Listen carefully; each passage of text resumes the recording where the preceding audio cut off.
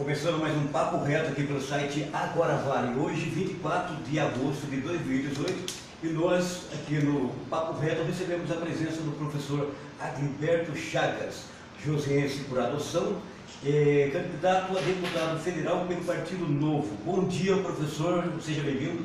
Bom dia, Alcimar, é uma honra estar aqui com vocês, não só aqui agora, né, uma empresa moderna já da nova era aí, né? E com os internautas também. Muito bem, professor.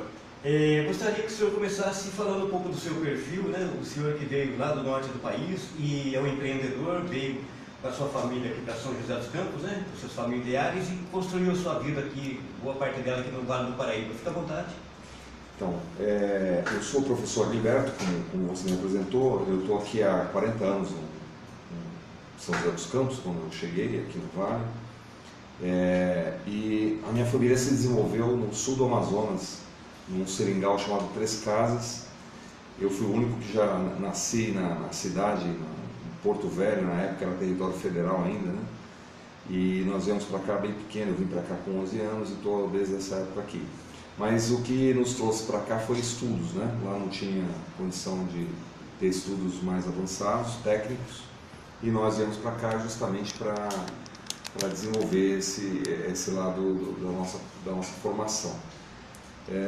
Desde cedo também, a minha mãe já chegou aqui, ela montou uma pensão em São José dos Campos e começou a empreender, e foi o que nos fez desenvolver a educação e o empreendedorismo. Por isso que são duas áreas aí que me marcou muito a vida inteira, e eu acabei entrando por esse caminho, né? Mestre, o senhor, quando passa ali por perto, ali, quando o senhor entra ali no polo tecnológico, qual é a sensação de estar num ambiente que o senhor é um dos idealizadores, né? E é uma referência hoje no empreendedorismo na região? É um grande orgulho para mim, um grande orgulho ter feito parte daquela história. Eu agradeço muito sempre a oportunidade que eu tive ali de ter podido exercer a minha criatividade, exercer a minha competência, a minha formação naquele projeto. Os números da Alcimar são interessantes ali, poucas pessoas falam muito disso, né? Não lembro muito, mas já tem mais de 2,5 bilhões de investimentos ali. São mais de 70 empresas que estão orbitando naquele ambiente do Parque Tecnológico de São José dos Campos, e hoje já tem 3 universidades lá dentro. Tem a Unesp, a FATEC e tem a Unifesp, né? Com quase 3, 4 mil alunos ali todo dia circulando, que somado às empresas que estão ali, aos funcionários, tem um ambiente de quase 5 mil pessoas por dia circulando ali. E não são qualquer pessoa, né? Qualquer perfil. São pesquisadores, cientistas, o nível de pessoas com doutorado, mestrado ali é altíssimo, né? Laboratórios, enfim, um ambiente muito interessante. E toda vez que eu vou lá, eu confesso para você que eu fico um pouco mexido. Eu até evitei um tempo de ir, porque aquilo lá, eu sempre brinco que não é meu, né? Eu sempre fui de estruturar projetos, eu tive uma participação forte na criação do Banco do Empreendedor Joseense de Microcrédito em São José dos Campos. Mais recentemente eu criei também, implantei o Instituto Empreendedor do Futuro, que pega crianças de baixa renda de 13 a 18 anos, com altas habilidades, e ajudei a desenvolver esse instituto. Hoje está lá com 45 crianças com bolsa de estudo, com uniforme, alimentação. Então eu sempre fui um cara de projetos. Mas o Parque de São José dos Campos tem um lugar bastante especial, porque ele impacta de fato o emprego e renda da cidade e da região. Até há pouco estava comentando que está mais do que na hora, está caindo do pé a necessidade de nós criarmos o que nós chamamos de Hub Regional de Inovação. Aliás, eu estou falando em primeira mão aqui no jornal, no Agora Vale, que aliás tem esse nome, né, que é importante, esse nome regional. Nós somos um ecossistema econômico social aqui na região, e o Agora Vale representa isso pelo nome, né, e pelo conceito de comunicação que vocês têm.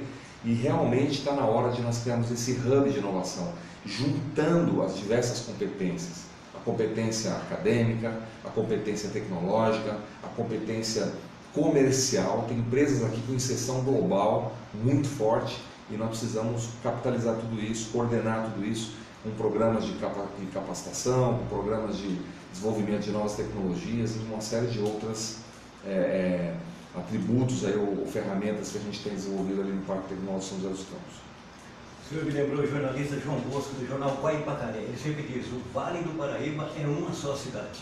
Perfeito. Nós temos ainda, tem duas coisas aqui que nos unem bastante, não só simbolicamente, né?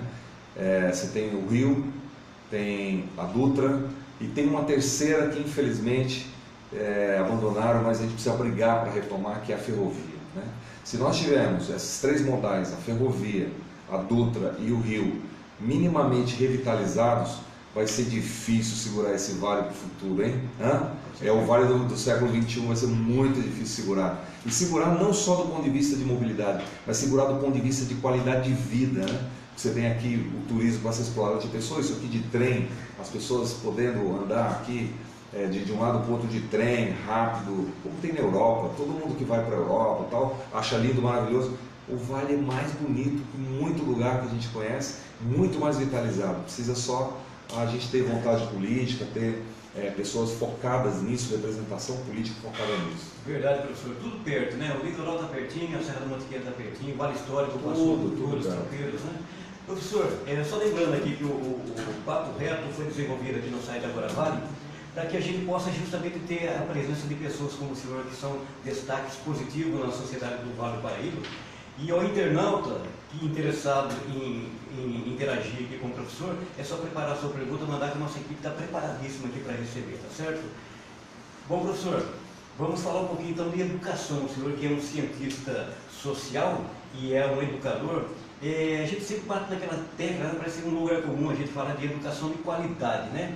Mas hoje a gente joga, parece que a sociedade quer jogar a carga da educação dos seus filhos para o professor, né? Isso é falta de metodologia ou assim, um replanejamento da educação, porque dinheiro tem, bons profissionais temos, né?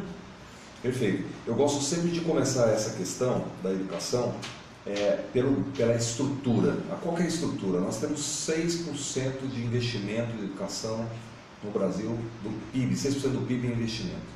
Isso dá 360 bilhões, mais ou menos, investido nas três esferas públicas. Aí você vai ver os resultados da educação. Nós estamos em um dos últimos lugares em linguagem, lógica e ciências, né? Se você for ver quais países que têm esse volume de investimento, o Brasil está entre os 10 que mais investem em educação. Aí, se você começar a analisar isso bem de perto, como eu fiz, há 2 anos eu venho fazendo esse estudo, me preparando para essa jornada que eu estou enfrentando agora de candidatura, dizer o seguinte: o problema é que o dinheiro que sai das esferas públicas, ele não chega onde tem que chegar. Aonde é que acontece a educação? É na sala de aula. Na sala de aula tem 3 aspectos fundamentais. Tem o professor, que é uma figura central, que hoje está extremamente desvalorizado. A média salarial de R$ 1.600 no ensino primário no Brasil, no ensino fundamental. Ele não tem formação adequada porque os cursos de pedagogia, até uns 10, 15 anos atrás, você tinha um magistério que preparava o professor, a professora, né, para atuar no ensino fundamental. Hoje, eles substituíram por cursos de pedagogia, mas perdeu muita qualidade. E aí você, quando se forma, não fica competitivo. Então fica complicado do ponto de vista salarial, do ponto de vista de formação. Tem o aluno que ele é mais acelerado, ele está mais na frente do que o próprio professor. Ele tem acesso em casa à internet, ele tem acesso ao smartphone, ele tem acesso a uma série de ferramentas que acelera o processo de conhecimento dele, e às vezes a sala de aula não está preparada para esse novo garoto que está chegando, essa nova menina aí que está chegando na educação. E a terceira coisa é a infraestrutura. Enquanto nós tivermos gestores políticos nas escolas, isso não vai se resolver. Nós precisamos substituir o político, o diretor político, por um diretor técnico, um diretor com competência de gestão, um diretor com formação de gestão, que entenda um pouco da parte comercial, que entenda um pouco da parte de administração de ativos, de pessoas e tal, e não entenda apenas de pedagogia, de sistema de ensino, de metodologias. Agora, nós precisamos arrumar isso. Como é que se arruma isso? Dando foco total da educação brasileira do ensino básico e não como acontece hoje no ensino superior. Para você ter uma ideia, dos 107 bilhões que o governo federal investe, 30 deles vão para o ensino superior. Apenas 14 vai para todo o Brasil, para os 5.543 municípios recebem esses 14 bilhões. É pouco dinheiro e muito dinheiro para o ensino superior para construir prédios, porque na verdade nós vimos aí que a política dos últimos anos foi focada em infraestrutura e esqueceram do fator humano, que é o professor, e principalmente do aluno que está em processo de aprendizado. Perfeito, professor. O senhor é candidato aí a deputado federal pelo Novo, né, uma proposta nova. E eu gostaria que o senhor falasse, a gente viu o material que o senhor enviou, e é amplo, né? O senhor já tem as proposituras bastante definidas, e não é só educação, são várias áreas. Se o senhor puder fazer um resumo de algumas proposituras que o senhor desenvolveu, fique à vontade. Ok. Bom, na verdade, o que eu estou focado? O Novo inteiro, a proposta do Novo, é focada em diminuir o tamanho do governo. O governo está muito grande, inchado, por conta dos impostos que a gente paga. Qualquer trabalhador, qualquer empresário hoje, deixa pelo menos 40% na mão do governo e tem contrapartida muito pequena. Todo mundo sabe que está aqui nos assistindo, sabe que quando você paga imposto, esse imposto era para ter uma educação de qualidade, saúde de qualidade, ter segurança de qualidade, e isso não acontece. Nós temos que pagar tudo de novo. Nós pagamos imposto e ainda temos que pagar a escola, ainda temos que pagar a segurança, ainda temos que pagar plano de saúde, porque senão a gente está perdido no sistema SUS, né? A segunda coisa que a gente tem colocado é que todo o ambiente que diz respeito à corrupção, todo o ambiente de desvios que a máquina pública gera, é por tamanho dessa máquina. É muito dinheiro, é muito recurso na mão de políticos, dos políticos, e a gente precisa quebrar isso. Precisamos deixar esse dinheiro mais na mão do cidadão. Um exemplo que a gente tem é o Fundo de Garantia. Nós colocamos lá o nosso Fundo de Garantia, o governo toma conta, remunera 3% ao ano, menor que a poupança, e aí, quando a gente precisa do Fundo de Garantia, a gente tem que pedir, pelo amor de Deus, para o governo colocar em condições favoráveis para a gente tirar. A outra coisa importante é que o Novo inaugura uma nova forma de fazer política. Por exemplo, para eu estar aqui hoje como candidato, eu participei de um processo seletivo, 8 meses. Tive que fazer prova, estudar direito administrativo, eu tive que fazer uma seleção concorrendo com quase 1.000 pessoas. Dessas 1.000 pessoas, no estado de São Paulo, a gente ficou aí, hoje tem 47 concorrendo apenas, então foi uma peneira grande no Brasil, 247 candidatos a deputado federal. Então a gente percebe que realmente é um partido que inaugurou uma nova forma de fazer política. Do ponto de vista das minhas propostas, eu não poderia, em hipótese alguma, sair para uma candidatura sem propor algumas inovações na área de empreendedorismo. Eu estava conversando há pouco, aqui mesmo no jornal, dizendo o seguinte: o empreendedor é aquele ser, aquele indivíduo que arrisca.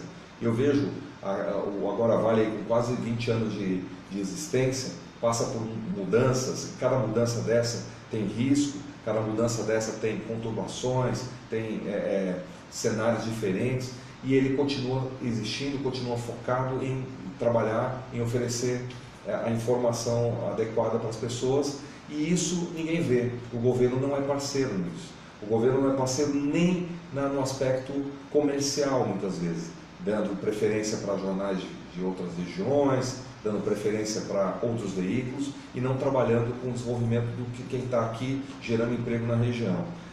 A outra coisa importante, a carga tributária precisa ser reduzida para melhorar a vida do empreendedor. Se você diminuir o imposto, o dinheiro vai circular mais, porque o empresário vai pegar aquele dinheiro e vai colocar em outros negócios. Nenhum empresário, nenhum empreendedor, ele deixa dinheiro guardado, ele movimenta o dinheiro. Ninguém gosta de ficar com o dinheiro arriscado só no lugar, né? Deixar o dinheiro só no lugar. Nós não podemos também conviver mais com essa burocracia gigante, são mais de 93 tributos no Brasil. Nós não podemos fazer isso, temos que simplificar a abertura e desenvolvimento de negócios no Brasil, principalmente as startups, as empresas que estão nascendo. Se você estimula hoje o jovem na universidade a montar seu negócio, ele olha a burocracia, ele desanima e vai batalhar para fazer concurso. Não é nem um pouco atrativo ele querer montar o negócio dele, porque é muito burocrático e ele sabe que ali é arriscado e o país cada vez mais mergulhado em crise, ele vai ter problema no futuro.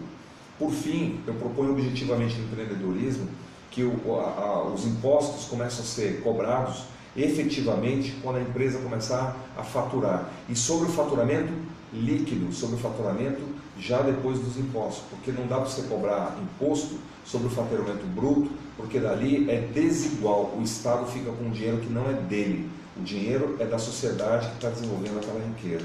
Então nós precisamos mudar isso com certeza, senão nós vamos ter um grande problema no Brasil. Nós vamos ser um país dos concurseiros, o país dos funcionários públicos, nada contra, funcionário público é uma função digna, importante, mas só isso não leva o país para frente. O país precisa desenvolver, gerar emprego, gerar renda, gerar novos negócios, e isso quem faz é o empreendedor. A gente precisa valorizar essa figura do empreendedor. O brasileiro, a média, o modelo mental que passaram na escola, que passaram para a gente, de que rico não é bom, que rico é aproveitador, que quem ganha dinheiro não é digno de admiração, isso precisa acabar, nós precisamos resgatar isso, né? Então eu estou focado fortemente no empreendedorismo, tem tantas outras propostas, mas no meu site vocês poderiam olhar melhor as demais propostas para a saúde, para a reforma do Estado e uma série de outras coisas que eu tenho debatido. Muito bem, professor. Aproveitando esse gancho, o senhor falou das pessoas ricas, né? Vamos falar então do seu candidato aí, João Amoedo, a presidente da República aí pelo Novo. João Amoedo declarou um patrimônio aí de 435 milhões de reais, né? É um empreendedor como o senhor, né? Não há nada no momento que coloque em xeque essa credibilidade que ele tem, né? E além disso, até usando uma figura de linguagem, o homem pisca, cai R$1.000 na conta dele, né? Então, é impensável, por exemplo, que uma pessoa dessa assuma como presidente da República e vá cometer os mesmos desvarios, o mesmo comportamento de corrupção que até hoje a gente tem visto aí. Essa mensagem é o que o Novo tem passado, que quem fez o caminho inverso pode ser a solução do problema? Olha só, eu conheci o João Amoedo em 2010. Quando eu fui convidado para bater um papo com ele, fui me apresentar também por interesse no projeto, e lá eu tomei contato com essa proposta dele. À época, ele estava saindo das atividades empresariais para fundar o Partido Novo. Eu não acreditei no começo no projeto, justamente por isso. E hoje eu até brinco com ele, falei, pô João, eu também fui vítima do preconceito que o brasileiro tem. Eu falei, cara, esses caras aí têm uma puta grana, eles estão pensando neles, esse negócio de política é para poucos no Brasil. Não é verdade que é possível, por exemplo, apesar de ser empreendedor e tal, eu não sou um empresário grande, eu sou professor universitário, tenho participação em uma pequena empresa, então assim, eu não sou um cara grande. Eu falei, pô, eu tô fora disso, né? Não vou me meter com esses caras não, né? Então, aquela brincadeira, né? O piquinês que se mete com pitbull vira comida de urubu, né? Então eu falei, eu vou ficar fora desse trem aí. O que aconteceu a partir daí? Eu comecei a ver o exemplo, e eu sempre aprendi desde cedo que nada melhor do que o poder do exemplo. Eu confesso para vocês que eu cheguei aqui, Pindamonhangaba, que é uma cidade que eu tenho frequentado muito, tem um núcleo bacana do Novo aqui, e eu estou surpreso com o jornal, com Agora Vale. Eu estou aqui fascinado pelo modelo, pelas coisas, é da minha área, né? Essa coisa de inovação, de comunicação, eu estou fascinado. Então, existem coisas muito interessantes. O João começou a carreira dele como trainee, como estagiário no banco, e ele perseguiu todos os cargos do banco. 2, 3 anos depois ele era gerente, 10 anos depois ele era diretor do banco. Todo mundo sabe que empresas grandes têm bonificações por resultados. Ele sempre foi um cara obstinado por metas e resultados, performou, né? Atingiu essas metas. Com 40 anos ele estava milionário, né? E ganhou participação num dos negócios do banco por mérito, e hoje ele é declarado no imposto de renda, tudo por dentro, certinho, o candidato mais rico que existe no Brasil. E aí ele pensou o seguinte, o que esse negócio me dá? Eu tenho uma grana bacana, tem minha lancha, tem minha casa, está tudo certo, mas eu vejo o país ferrado, eu conheço muito de gestão, eu conheço muito de coisas que estão acontecendo, e eu vou embora do país. Ele podia ir embora para qualquer lugar. Ele resolveu apostar num projeto. E esse projeto não dava para criar uma ONG, não dava para criar um movimento qualquer, ele resolveu atuar na tomada do poder. O Novo está disputando o poder no Brasil. E nós chegamos, não foi para competir, nós chegamos para ganhar o poder. E esse poder, ele às vezes vai demorar um pouco mais, porque é um modelo diferente mesmo. O fato de ele ser milionário, para a gente, é uma coisa muito interessante, porque ele sabe fazer, trabalhar com problemas complexos, né? O Brasil hoje tem um problema muito complexo. Nós precisamos fazer um ajuste fiscal urgente. Nós temos aí quase 170 bilhões por ano.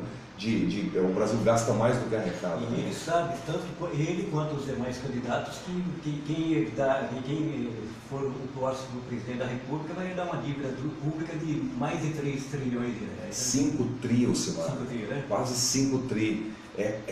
O PIB brasileiro está em 6.200. Nós estamos chegando a uma dívida líquida de 5 trilhões. Quer dizer, é impensável. E pior, essa dívida líquida está na mão de 4, 5 bancos.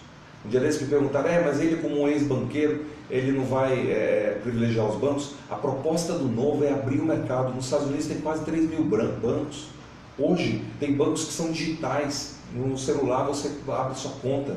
Não tem agência, não tem caixa eletrônico, não tem nada, você trabalha tudo. E essa é a tendência do mundo. Vai estar tudo no smartphone, vai estar tudo aí nas redes, né? Então precisa abrir esse mercado. E nós estamos propondo abrir esse mercado. Essa é a primeira coisa que precisa fazer. Tem que quebrar o monopólio dos bancos e criar competição para melhorar essa questão dos juros, para melhorar uma série de outras coisas aí. Já que estamos trocando uma figurinha aqui com relação ao cenário político, no caso, por exemplo, vamos então imaginar João Amoedo eleito presidente da República. E vamos dizer que não haja a renovação política, Congresso, né, Câmara de Deputados, ou a renovação não seja aquilo que a gente espera. Seria um novo cercado dos velhos, das velhas raposas. Como é que haveria a governabilidade, por exemplo, sem concessões? Existe aliás, parabéns pelas suas perguntas, né? Perguntas muito, obrigado, professor. Extremamente bem formuladas e sérias, né? É muito legal ouvir perguntas assim. E também esse é o grande debate no Brasil hoje, né? As pessoas chamam de governabilidade, todos os candidatos que eu tenho visto aí, com exceção do João, têm falado da governabilidade como um sistema de trocas. A grande troca que nós precisamos promover no Brasil é a troca com a sociedade, com o indivíduo, né? E aí o pessoal fala assim, mas isso é demagogia. Não é não. Sabe por que não é demagogia? Porque hoje nós temos uma sociedade que está entrando no mercado cada vez mais forte, chama-se Sociedade 2.0. Aliás, eu estou aqui agora com possibilidade de ir para milhões de pessoas em qualquer lugar do mundo. Nós estamos inaugurando isso, vai ser a primeira eleição que essa Sociedade 2.0 vai ter uma influência muito forte. Nós vimos agora, o João começou no Facebook há 6 meses, ele tem quase 1,5 milhão de seguidores, né? E tudo isso ali, trabalhando, gerando conteúdo, percepção de valor. Então, quando a gente chega no Congresso e tem um ambiente hostil, como você está sugerindo, nós precisamos fazer uma grande aliança com a sociedade, com o indivíduo, e perguntar o seguinte, escuta, está aqui, eu tenho um projeto aqui que vai impactar a sua vida. Por exemplo, eu vou fazer com que o Fundo de Garantia, vou mandar um projeto de lei para o Congresso, fazendo com que o Fundo de Garantia fique com você e não mais com o governo. Você vai tomar conta, você vai investir no teu banco, escolher teu banco. O que você prefere? Que o governo tome conta, te dê 3% ao ano, ou você pega o teu dinheiro e faça ele render do jeito que você achar apropriado? Outra coisa, o que você prefere? Escolher a escola do teu filho e o governo pagar, ou você deixar o governo construir o prédio, fazer a gestão como a gente tem visto aí, que tem sido péssimo, né? O que você prefere? A tua previdência ficar na mão do governo e ele te dá um balão agora, por exemplo.